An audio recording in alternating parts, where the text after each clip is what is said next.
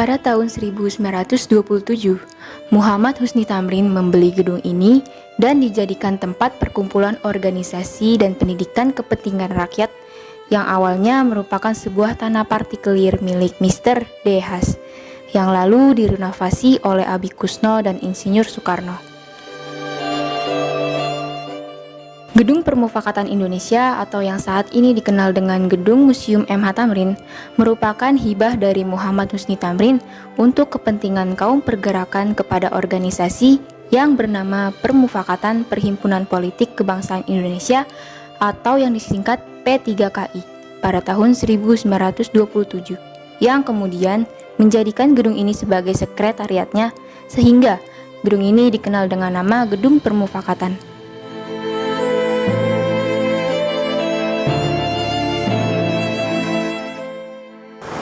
Gedung ini terletak di Jalan Kenari 2, Senen, Jakarta Pusat. Lokasinya juga cukup strategis, berdekatan dengan stasiun KRL Cikini dan juga Universitas Indonesia Salemba. Yang mana Gedung UI Salemba ini juga merupakan salah satu bangunan cagar budaya. Gedung Permufakatan Nasional kini telah berganti nama menjadi Gedung Museum M.H. Tamrin.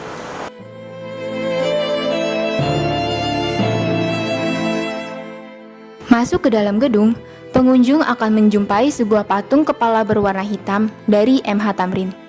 Kemudian, terdapat diorama suasana Kongres Rakyat Indonesia pertama pada tahun 1939.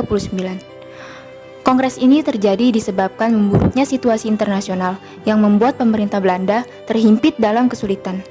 Atas inisiasi Gabungan Politik Indonesia, Kongres Rakyat Indonesia dapat berjalan sehingga menghasilkan suara dan tuntutan Indonesia berparlemen, serta penerapan bendera merah putih sebagai bendera resmi Indonesia dan lagu Indonesia Raya sebagai lagu Persatuan Indonesia, serta tidak lupa juga peningkatan pemakaian bahasa Indonesia bagi rakyat Indonesia pada tahun 1939.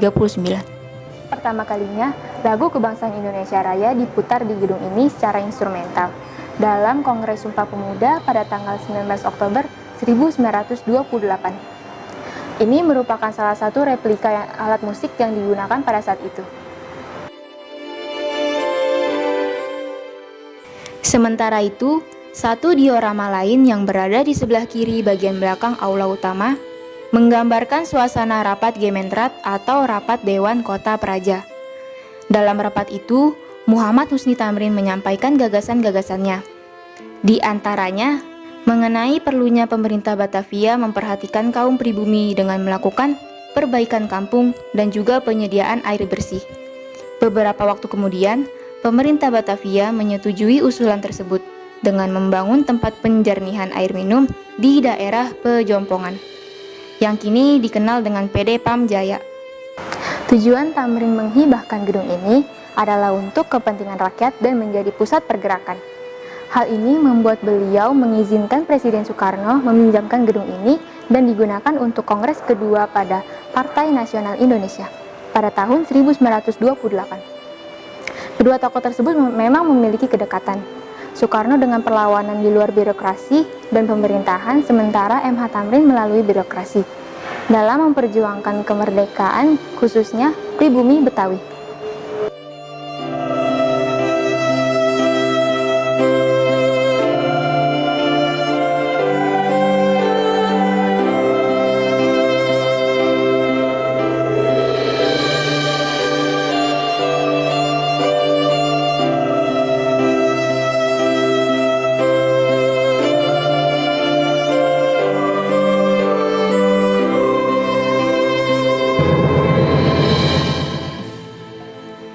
Di sebelah kanan bagian belakang aula utama museum, terdapat satu diorama yang bercerita tentang penggeledahan dan penahanan yang dilakukan oleh pemerintah Belanda di rumah M.H. Tamrin. Saat itu, sang pahlawan terbaring lemah di tempat tidur.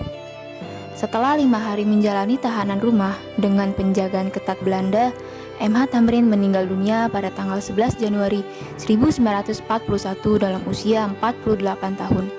Dan M.H. Tamrin dimakamkan di TPU Karet, Jakarta. Kematiannya yang tidak diduga-duga dikabarkan penuh dengan intrik politik.